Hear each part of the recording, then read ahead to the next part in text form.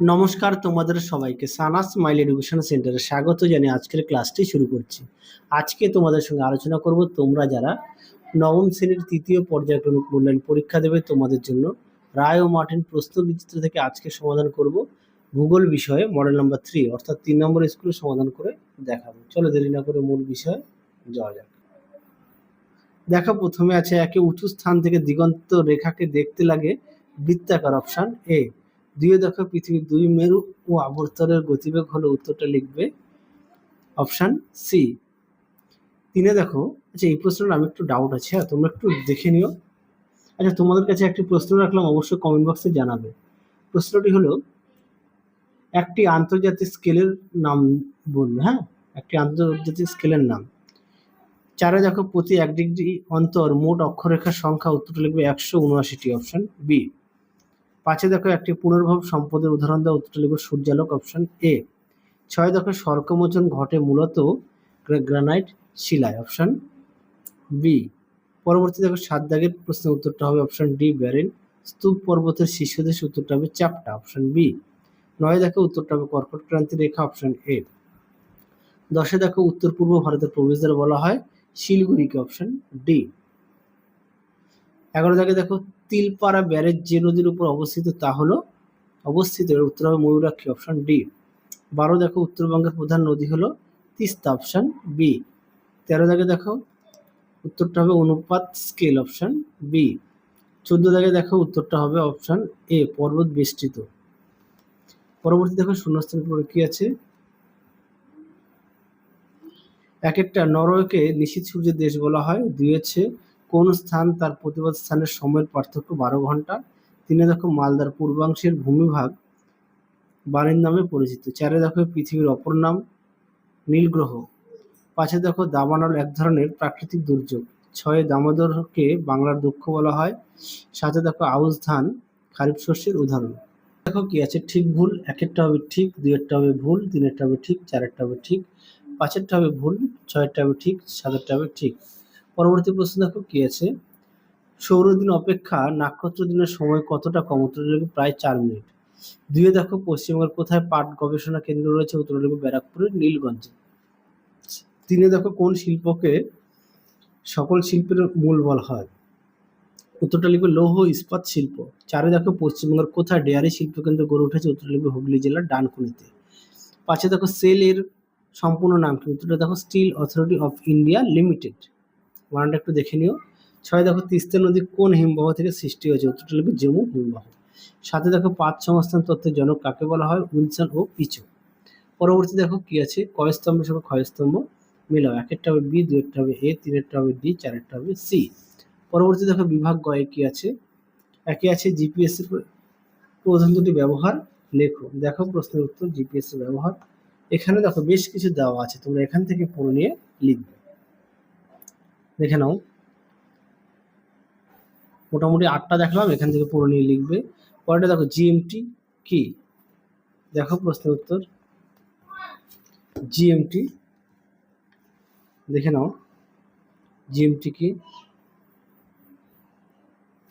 পরবর্তী প্রশ্ন দেখো ক্ষয়ী ভবন কি, দেখো প্রশ্নের উত্তর ক্ষয়ী ভবন, দেখো উত্তর সুন্দর করে দেওয়া আছে, তোমরা অবশ্যই ভালো করে পড়বে এবং লিখবে। পরবর্তী দেখো রেগুলিত কি, দেখো রেগুলিত কি।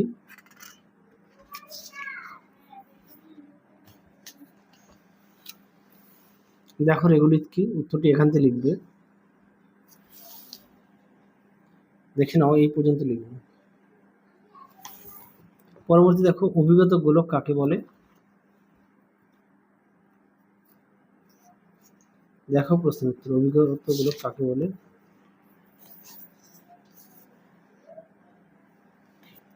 অভিগত গোলক তোমরা এখান থেকে এই অবধি লিখবে, দেখো অভিগত গোলক বলে এখান থেকে এই অবধি। পরবর্তী প্রশ্ন দেখো সুনামি কি, দেখো প্রশ্ন উত্তর, দেখো উত্তর।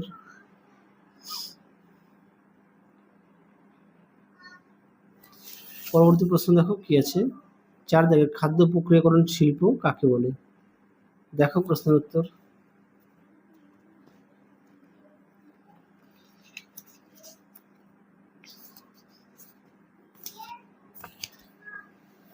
দেখো এখান থেকে এফডি লিখবে।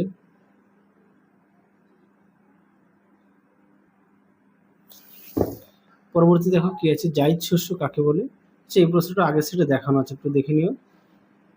পাশেরটা দেখো, 5 দাগের প্রশ্নটা দেখো, উত্তরটা দেখে দেখো উত্তরটি। এখান থেকে এফডি লিখবে, দেখে নাও। পরবর্তী দেখো, মৌজা মানচিত্র কাকে বলে?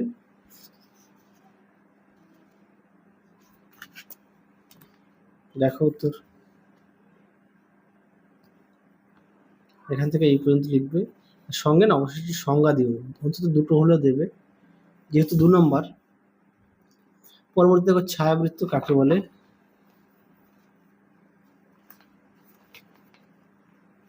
দেখো প্রশ্ন উত্তর, ছায়াবৃত্ত দেখে নাও, সুন্দর করে দেওয়া আছে, তোমরা অবশ্যই পড়ে নিয়ে লিখবে। পরবর্তী দেখো কি আছে, সূর্যের আপাত দৈনিক গতি কাকে বলে?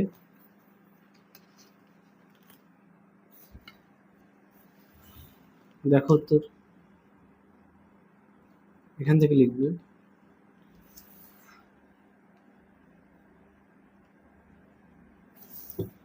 পরবর্তী দেখো, বিভাগ ঘয়ের কি আছে? 1 দাগের, আচ্ছা 1 দাগের প্রশ্নটা তোমাদের আগের সেটে দেখানো আছে, একটু দেখে নিও। তারপরে দেখো অথবা দিয়ে প্রশ্নটি, দেখো উত্তর।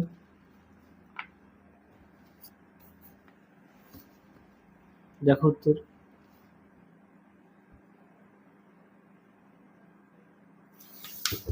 আচ্ছা, এই প্রশ্নের মান 3। হ্যাঁ, দিয়ে দেখো,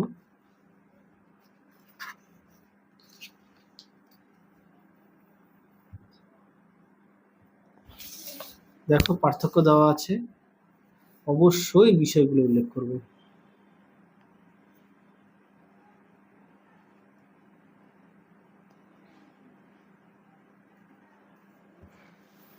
পরবর্তী প্রশ্ন দেখো, আবহবিকার ও ক্ষয়ীভবনের পার্থক্য।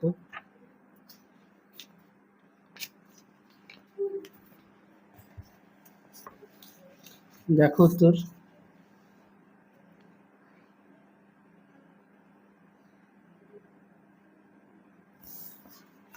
পরবর্তী দেখো কি আছে, 3 দাগ, পশ্চিমবঙ্গে দুর্গাপুরকে ভারতের রুট বলা হয় কেন?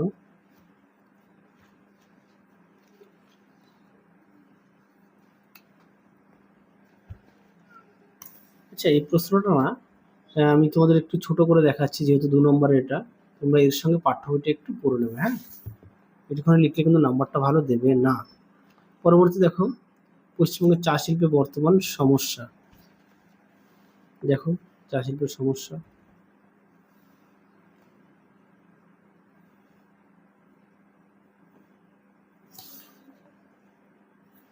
দেখে নাও, প্রশ্ন উত্তর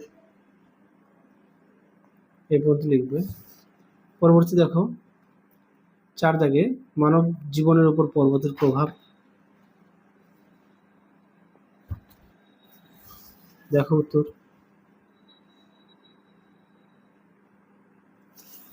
দেখো উত্তরের বাকি অংশটুকু এই পর্যন্ত লিখবে। পরবর্তী দেখো, কলকাতা বন্দরের বর্তমান সমস্যাগুলি লেখো। দেখো উত্তর।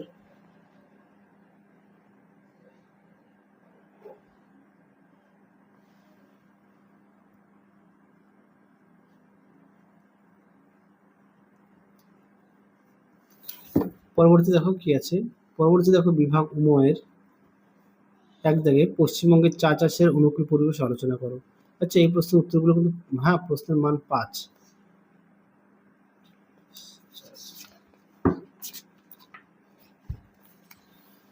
দেখো উত্তর, তুমি এখান থেকে পড়ে নিয়ে লিখবে, দেখে নাও।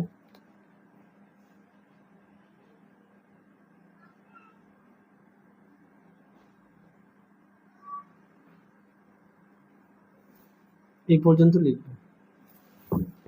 পরবর্তী দেখো 2 দাগ, ভূগোল শিক্ষায় মানচিত্রের ব্যবহার ও গুরুত্ব আলোচনা করো।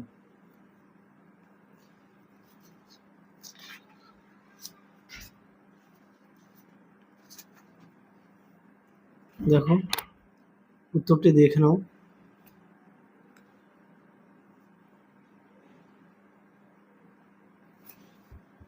এই পর্যন্ত লিখবে।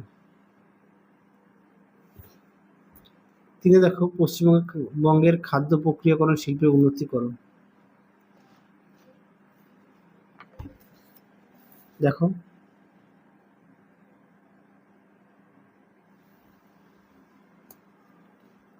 দেখে নাও উত্তরটি। এই পর্যন্ত লিখবে, অন্যান্য সুবিধা।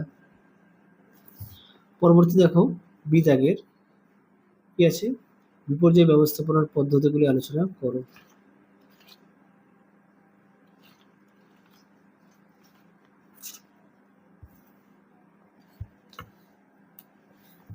দেখো উত্তর।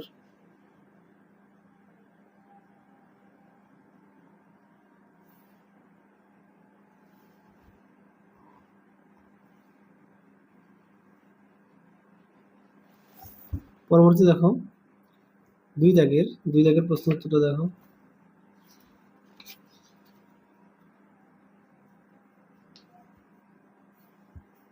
দেখে নাও।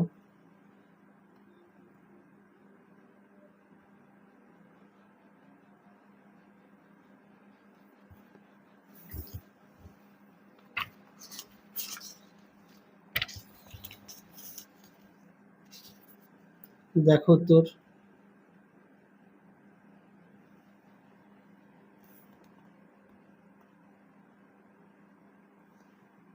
তিনটে বলেছে, হ্যাঁ, এই পর্যন্ত লিখবে।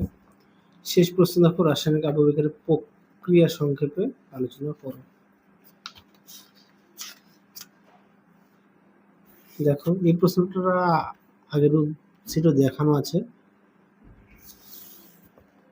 তাও তোমাদের দেখিয়ে দিলাম।